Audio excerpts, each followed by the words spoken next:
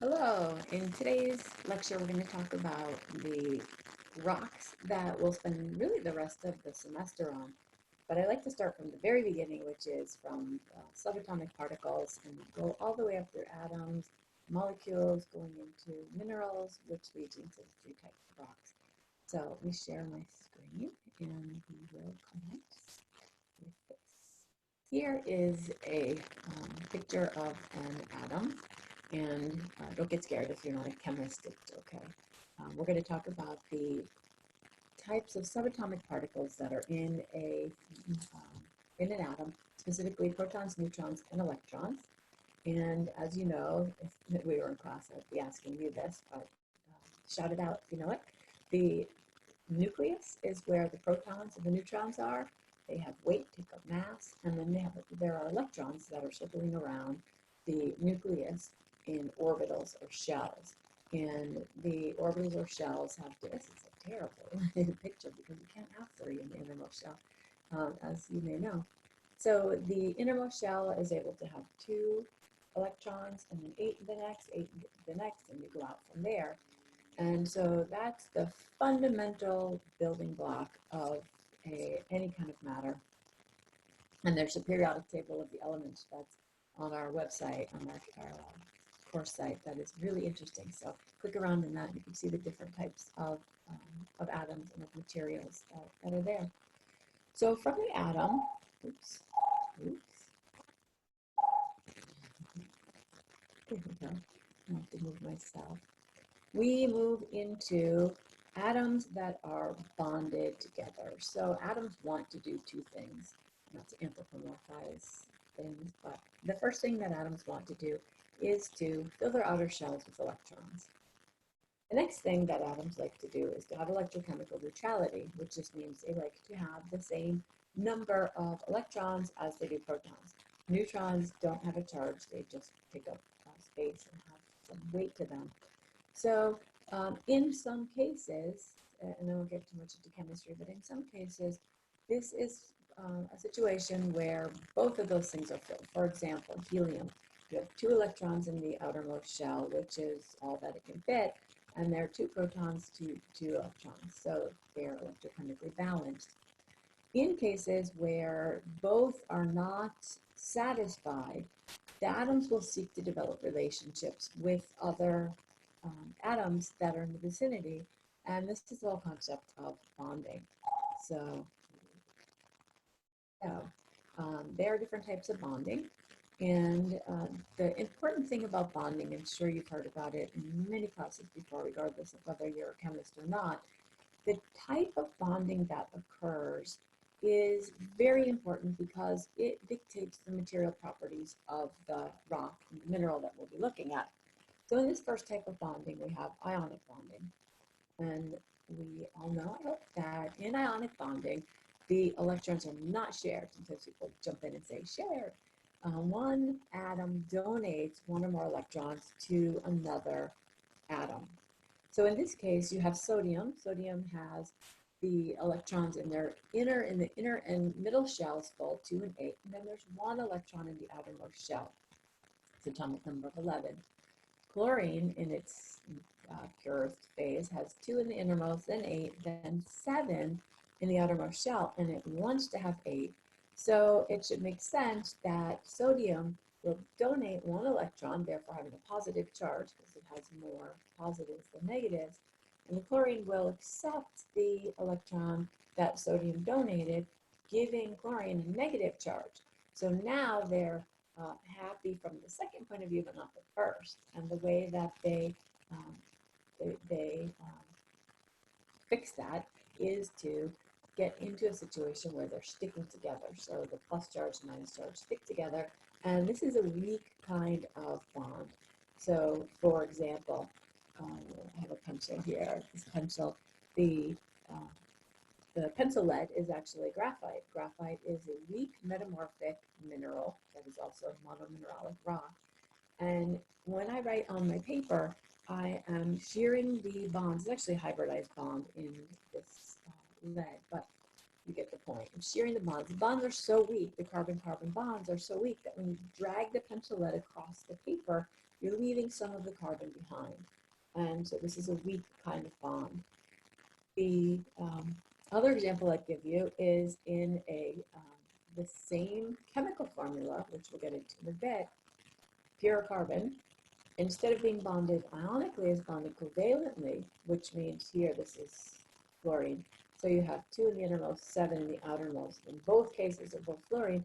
So this is a gross simplification, but essentially there's figure eights that go on with the electrons that trick the atoms into thinking their outermost shells are full. It's a really hard form of material, and a strong bond, that carbon I just said that is covalently bonded, is a diamond. So you have the same chemical formula for graphite versus diamond. It's just one is ionically bonded, one is covalently bonded. So there are other types of bonds. There are hydrogen bonds that we'll talk about a lot when we talk about water. There are metallic bonds, and in these bonds, the electrons kind of circulate throughout the whole material and hold that material together like a weak electronic glue. There's van der Waals bonds. So for now, just know those two, because those are the most important when we get to the next step, which is minerals, the creation of minerals. When you bond atoms together in a regular way, and we have these kind of subset of radical groups, which you can read about in your book if you got it, you create minerals.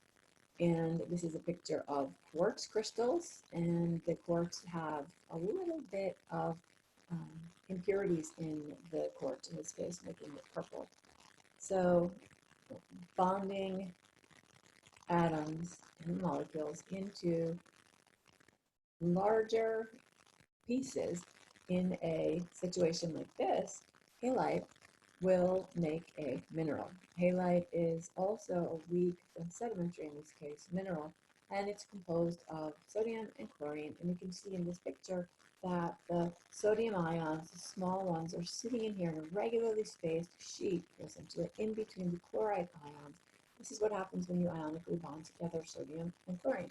It becomes halite, which is, you know, as table salt. We use it in a lot of industrial and cooking and other purposes. So how do you define a mineral? Defining a mineral is a little bit difficult, and if you were to take a class called mineralogy, there is really a 7-page definition of mineral, and it is quite complicated and convoluted. But for our purposes, we can distill the definition down to these 6 points. In order for something to be a mineral, it has to be solid. The example I always give here is water. So water is not a mineral, but it's really cold out. You go outside, you take some ice, and you bring it into a classroom, and you have show and tell and say, look at this. So that ice actually fits the solid as well as the other definitions, all of the definitions of what a mineral is. So ice is considered a mineral, but as you're passing it around to your friends, to your classmates, it will start to melt, and when it turns into liquid water, it's no longer a mineral. The next piece of the definition is that in order for something to be a mineral, it has to be naturally occurring.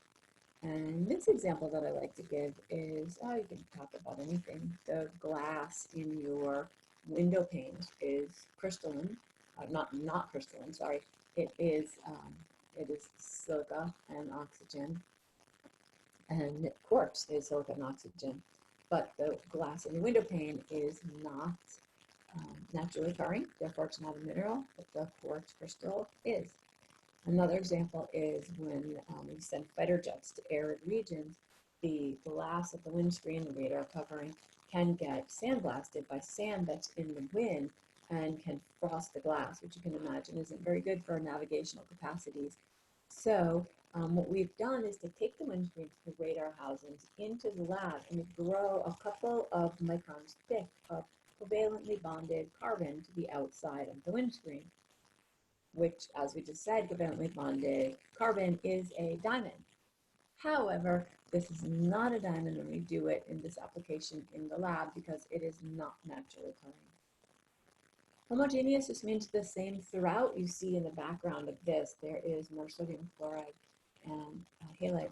It has to be the same throughout. Homo made of, genus made of. So it's the same material throughout. there can be slight variations, there can be slight impurities. Quartz, for example, can take on, I don't know, 11 different colors based on small amounts of things like manganese or iron or magnesium, and the different colors are manifested by the impurities that are there. But most of all, it has to be silica and oxygen, and that's it. The next one is inorganic. It cannot come from living organisms, and there are some exceptions to this. So it's just like it has to be inorganic, except for when it's not. In this case, thinking of coal. Coal is obviously a sedimentary rock that comes about as a result of diagenetic processes. We'll get to those in a minute. Squeezing and heating of peat, which is partially broken down plant material. So it's a sedimentary rock. But as we'll see, the definition of a rock is that it's composed of one or more minerals. So then you could say, oh, okay, so coal is a monomineralic rock. So there's just one mineral that is making up the larger context of the rock. This is what happens with halite. Halite is considered a mineral, but it's also considered a chemical sedimentary rock. I know I'm throwing a lot of things at you, but it's okay, you get it. But you can't call coal a mineral because it is inorganic. So what we say is that a mineral is inorganic except for when it's not. In the case of coal, limestone as well. So a mineral also has to have a specific chemical composition: sodium chloride, halite, carbon, graphite, and the chemical formula can get quite long. If you're talking about clays, you have hydrosalumino-silicates, you can have feldspar. So you'll have some experience with this in your book or in the materials that I'll put on our course site. But the specific chemical composition, you have to be able to write a chemical formula on the board or in your notes. And it also has to have a specific structural arrangement. This is where I was tripping over myself with the glass. It has to be a crystal. So you see, again, the halite in the background of this picture. There's a specific structural arrangement. When I took mineralogy in graduate school, we actually did a lot of looking at Escher prints. And Escher prints have this repeating pattern. And so we would liken Escher prints, which was really fun, to different minerals. So it has to have a specific structural arrangement, or it has to be a crystal. So that's the abbreviated definition of what a mineral is, and it gets you almost all the way there. But if you were to go into a lab, which you do in mineralogy, and we will do in this class, and try to identify what is this mineral, you won't have a lot of luck just by knowing the definition of a mineral. You have to figure out, how do we identify different minerals? What sorts of things can we look at in the minerals to figure out what they are? And so this, we'll spend a little bit of time on this screen, is a list of 9. You can use some other ones. I just put 9 basic ones here. This is a list of things that we use to figure out, well, what is this mystery mineral? You have a mineral right in front of you here. And what is it? Well, in reality, there's one overriding feature a lot of times when you grab a mineral. People are always coming up to me saying, oh, what is this? You get to just know through time, but if you didn't and you're starting from zero, which I think many of you are, you go through this list methodically. But again, in reality, you look at this mineral, I would know immediately what this is from looking at it as a geologist. But if I didn't, I would say, okay, well, it has an orthorhombic crystal form, it's pretty offset, but it's clear, and it has 3 directions of cleavage, and I might taste it. You're not supposed to, but I might taste it to see what it is. But let's start at the beginning. Mohs hardness scale. Mohs hardness scale is a relative scale. So that just means that the ones that are lower are softer than the ones that are higher. And it's from 1 to 10. It consists of 10 index minerals. You'll work with this in the lab. 1 being talc, and then at the other end, 10 being diamond. So it's a relative scale unit list with 10 index minerals that shows how hard the mineral is. And so there are some things that you can do as a geologist, or when you're looking at these minerals, to figure it out. Your fingernail is about a 2.5, a steel nail is about a 5, a penny is about a 5, and you can scratch minerals against each other too. The one that does the scratching is the harder one. The next way that we can identify minerals is using the streak. Streak is really the color of the mineral in its powdered form. And the way that we do this is the high-tech method of taking an unglazed bathroom tile and you scratch the mineral across the unglazed bathroom tile. Now, if I did that to this, it would be a clear streak. You wouldn't really see anything. And a lot of times it's exactly as you find. You would find a red mineral, you streak it on the streak plate, which is the unglazed bathroom tile, and you see a red streak. Great. Sometimes you get something that you wouldn't expect to find, like a bright gold mineral that you streak and it has a black streak, or vice versa. So it's just the color of the mineral in its powdered form, and you get that by scratching it across that bathroom tile. Crystal form, sometimes there will be an apparent crystal form, sometimes there will not be an apparent form. And so this is sort of cubic, which would be if it were perfect cube, but it's offset a little, so we call that orthodontic. And all sorts of different crystal forms. Again, you work with this in the lab. And then cleavage is defined as the way that a mineral breaks along weak planes. Sometimes you can see cleavage in a mineral, sometimes you cannot. In this case, the mystery mineral that I've put before you, this cleaves or breaks in 3 directions. So if you look at this, you can see this hasn't been shaped or fashioned in any way by humans. You can see clear planes, and since it's clear, you can see going into it along the top axis. So that would be the XY axis, or the top axis, along the front axis, so the ZX axis, and then going into the computer, so the ZX axis, the ZY axis, Y axis, sorry. So this is cleavage in 3 directions. I'm sure many of you know what mica is. Mica is a mineral that cleaves in 1 direction, so it just peels off in flat sheets. But if you're to look at its side, or either side of it, you wouldn't see any clear, clean lines to it unless it's been cut. So that's cleavage. Color is actually a pretty poor diagnostic indicator of minerals because there can be impurities in minerals, which will give the mineral a color that you're not used to seeing. So this is a clear color, but you can have white, you can have green, red, black, really all the colors. Luster. Luster is the surface sheen of the mineral, and typically we just subdivide this, and for our purposes, we'll subdivide it into metallic and non-metallic. It looks like a metal, it goes into that first group, and if it doesn't, it goes into the second group. Fracture is the way that the mineral breaks along planes when in the absence of weak planes. So for example, quartz cleaves in different directions, but if you take a hammer and you smash it, you get something called conchoidal fracture. I'll show you a picture of that in a minute, which is kind of like a bowl-shaped depression in a case where there is clear cleavage. But we don't do this a lot in the lab because you have to destroy your samples to do it, but that's fracture. And then the last 2 we won't be working with in our class either, but just know that there are electrical properties that you pass an electric current through the mineral or sound through the mineral, and the speed with which it travels will give you information about what kind of mineral this is. I'm getting a lot more. So here's a picture of crystal form. This is actually the last rock we'll talk about. One of my favorite rocks in the category of metamorphic rocks. This is schist. And here is a garnet. Put something up about the difference between gems and minerals. They're similar, but gem is really kind of we geologists scoff at gemology because you're looking at a mineral that has some sort of property that makes humans find it desirable. This is ruby, but we geologists know this as corundum.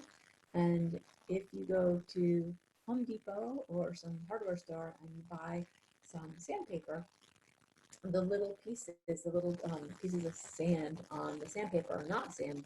They're actually pieces of corundum. Corundum is very hard. It is 9 on the Mohs hardness scale. And so that's great because when you're sanding wood or sanding something, it is very resistant to being broken down. So that's corundum, which is sandpaper, and which is a garnet. So there's crystal form. You see the way that the minerals appeared. This is a piece of quartz that someone has smashed, and you can see that conchoidal fracture breaks in this conchoidal direction. This is a great mineral. This is economically important, and we'll talk about mineral resources in probably 3 or 4 weeks, but mineral resources are really minerals and rocks that we mine for their economic importance. Hematite is chemical formula iron oxide, FeO, and it has polymorphism, poly, many, morph, shape. So it appears in different ways that can confound you. So if you look at this picture, you would think, wow, those are definitely three different minerals. You have a red, earthy mineral next to, I don't know how well you can see this, but it's a grayish black metallic mineral next to a reddish metallic mineral. And when you take that on glazed bathroom tile in the foreground and you streak these three pieces, you'll get that bright red earthy color for all of them. So that's polymorphism, and that's how you know what that gray mineral is. You wouldn't otherwise necessarily know. Here's calcite. Calcite is a weak mineral. Talc, so for most hardness scale, it goes talc, gypsum, calcite is the number 3 on most hardness scale. And you can see that it can appear in a lot of different colors. It is chemical evaporitic sedimentary rock, which we'll look at in a minute, but it can also be biological or in origin. Here's that muscovite mica. I don't even know I have to have this here, but maybe so you know that I'm paying attention. I don't know. Here's muscovite mica. There's biotite mica, which is a dark blackish color, and muscovite is more silvery. And you can see that it peels in weak planes. And someone has sawed this off here. I don't know if it's in this picture nicely, but this is what you'd expect to see if it were not shaped. You see just really sort of irregular sides. It cleaves in one direction. And what do we have here? This is orthoclase feldspar. It looks kind of like pink bone china. It's a very important mineral when we look at igneous rocks, and it will cleave in 2 directions. So you see the top face is nice and smooth, the side face is nice and smooth, but the front face is blocky and irregular. So that's so we're getting close to our identification of the mystery mineral, which is on this side here. If you go through all the indicators, it's pretty clear that it's either halite or calcite. The difference being that, well, if you taste halite on the left-hand side, it is salty, but it's also perfectly cubic. They're sodium and chlorine, and the way they fit together when they precipitate out is in this square tube. And then the way that the calcium and the carbonate radical fit together, so radicals is just a group molecule that's common to a group of minerals, then it's offset a little. You looked at it in its molecular form, it would look kind of like a brick wall, so the bricks are offset. So you have calcite. And that's a real kind of rough and dirty way that we figure out how minerals or what minerals are which. A couple other ones. Hornblende. This is a common and very important rock in the mineral rather in the rocks that make up the ocean. So these are dark in color. They're more like the composition of the mantle that is beneath the crust. And there's several different greenish black minerals. And these cleave in many different directions. Hornblende, let's see, lots of different dark minerals. So we've gone from subatomic particles to atoms to molecules, kind of stuck some radical groups in there. And now we go into rocks. The definition of a rock is pretty easy. It is that it's a piece of material or something that is composed of one or more minerals. So the definition of minerals is inherent in all the pieces of the rock. And as you know from, I don't know, kindergarten, there are 3 types of rock. There are sedimentary, they're igneous, and they're metamorphic. And they're fit together from an Earth surface point of view in the rock cycle. So they're always turning into other types, and they're also turning into some other iteration of themselves. So for example, you could take an igneous rock on the surface or subsurface, and a body of magma will come rising up through the subsurface and amalgamate and incorporate and melt the rock that's there. So you can then mixes in with a different chemistry and cools, and it's another igneous rock. Or you can expose that igneous rock at the surface, and once you expose it at the surface, it will start to be weathered, and when it is weathered, it will turn potentially into a sedimentary rock. Or you can bury it, or you can bury the sedimentary rocks more and more deeply as stuff from the surface of the earth, products of weathering, come and lay down on top of the other rocks, and you can turn it into a metamorphic rock. So each one of these rocks can turn into another variant of themselves. You can weather a sedimentary rock, and it goes through the process again, turns into a different sedimentary rock. Metamorphic rock, you can squeeze and heat it more, and as long as you keep it solid, it will stay metamorphic rock, but it will be a different rock because it will have a different mineral assemblage. So they all can turn into each other.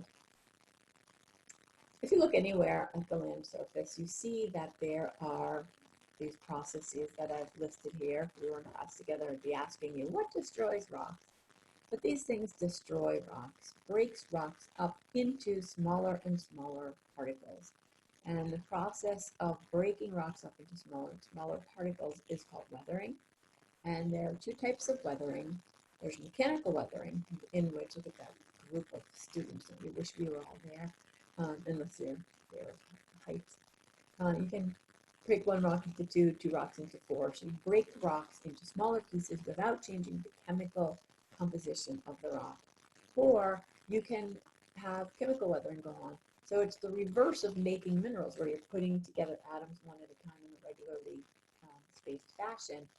Because of water's polarity, which we'll look at later in this class, there's one side of water that's weakly positive, one side that's weakly negative, and so it can attach to an atom that would be negative in its dissolved phase with its positive side and yank it off. Or it could attach with its negative side to an atom that would be positive in solution. Pull that off. So water is a very, very good chemical weather. It pulls things off one atom at a time. You can also oxidize, you can do hydrolysis, do other ways to chemically weather a rock or mineral or rock, which means you're changing its chemical formula. And when you have those two, either mechanical or chemical weathering going on, you're on your way to making sedimentary rocks. The process of making them involves this weathering, chemical or mechanical weathering, and then transportation, transporting the particles, the weathering products from one place to another. Deposition, they lay down in a basin, so a lake, a river, a stream. The ocean is the ultimate sedimentary repository. And compaction, you have to squeeze out the water and drive out anything that's in it to get the sediment grains closer and closer together, and then you cement it. When the water's being driven out, the solutes stay behind in the water and cause cement to be left behind and cause the rock to occur. So here are just some pictures of what I was talking about, transportation. Wind can transport, waves can transport, the ocean can transport. Running water is a very, very effective transporter of sediment, and you can see here this landscape, which is an alluvial fan, Death Valley. Oh, my favorite place on earth so far. Oh my gosh, it's amazing. So there you have Death Valley and the water that comes very, very infrequently in this region. They get less than 2 inches of rain per year, which is there. 4 months ago.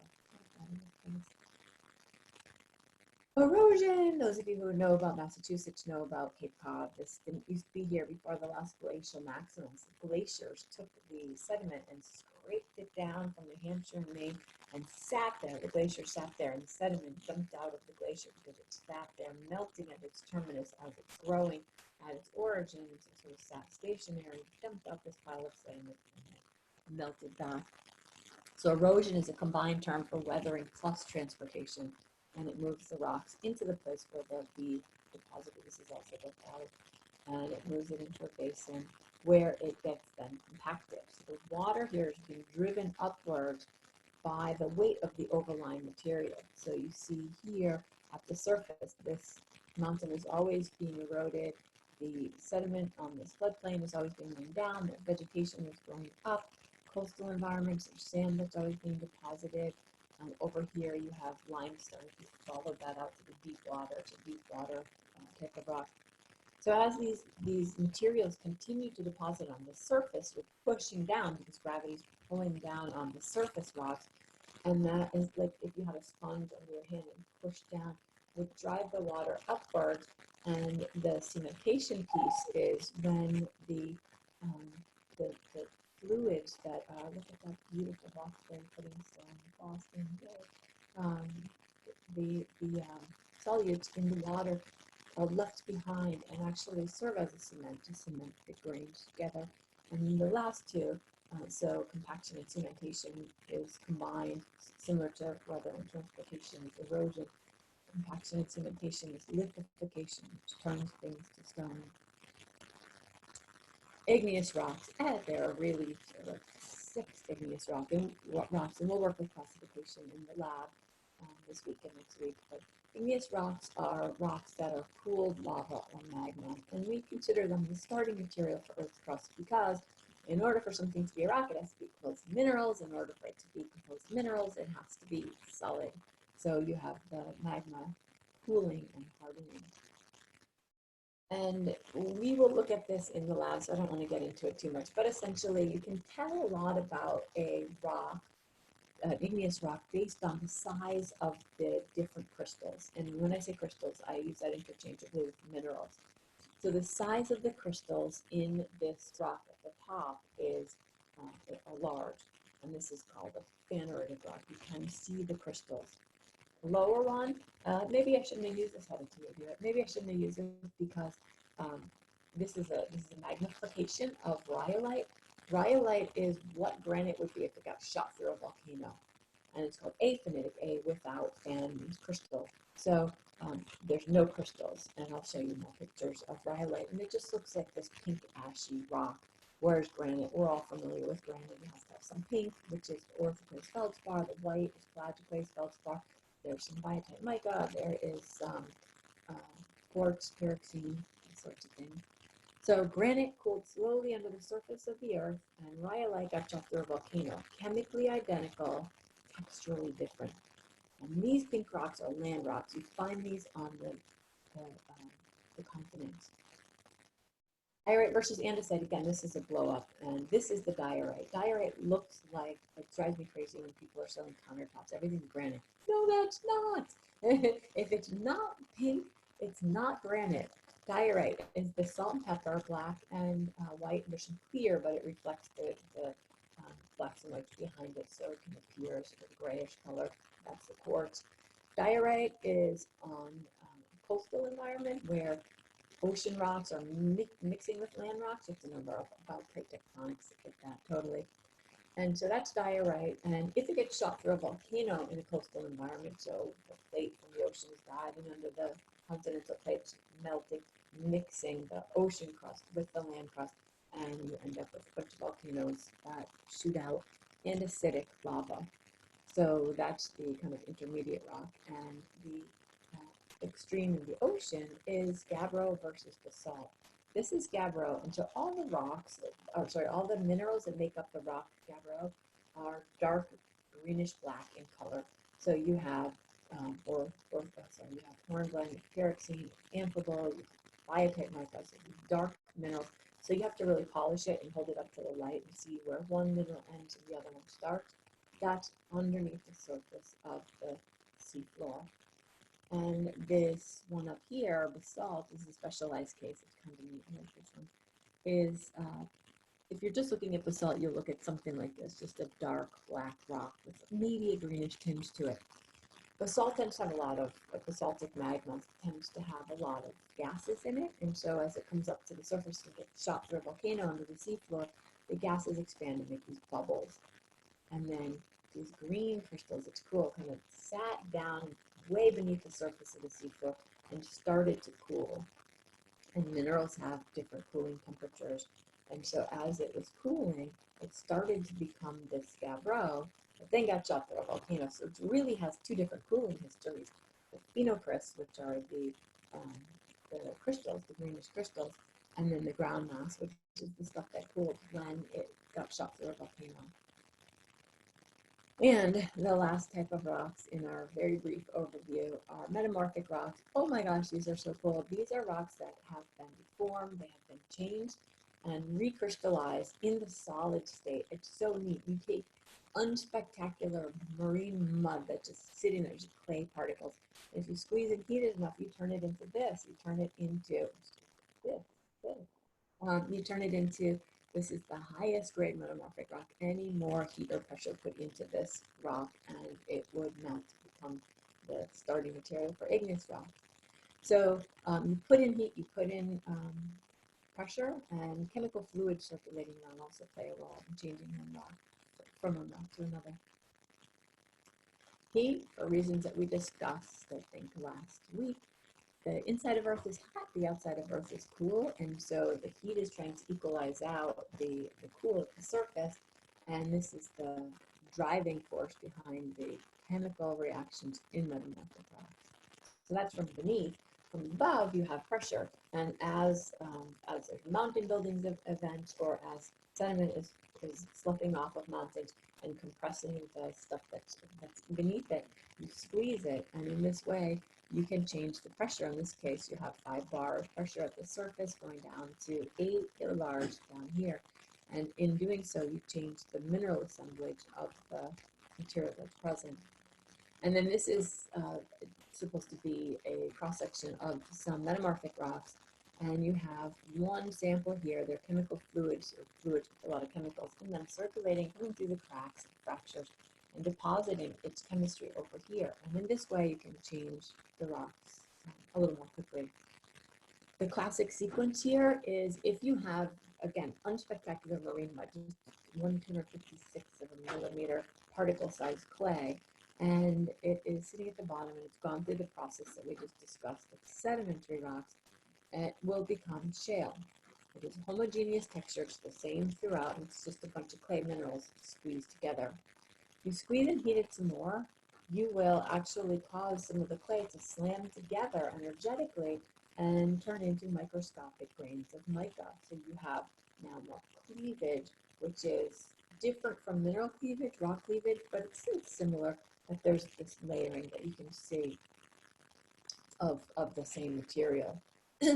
So you have slate, and that's a common roofing material, common patio stone material. I'm sure you're familiar with it. If you squeeze or heat it a little more, it turns into this intermediate that you don't often hear about, Rhyolite.